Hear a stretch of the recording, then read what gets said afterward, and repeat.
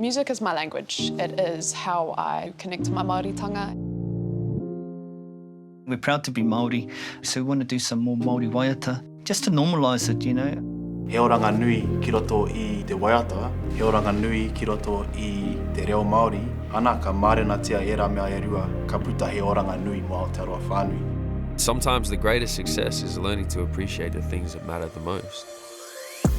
My hopes for the waiata, own who you are, and don't be whakamā of who you are. Te ao Māori are the mainstream. We've been the mainstream for over 1,000 years. Being in the studio and hearing Māori songs, it fills the cup. I love creating Waiatiro Māori. There's nothing like it. Kāri tuatui ngā kaupapa pēnei I Waiata Anthems. It's nice to be a part of keeping Te Reo Māori alive.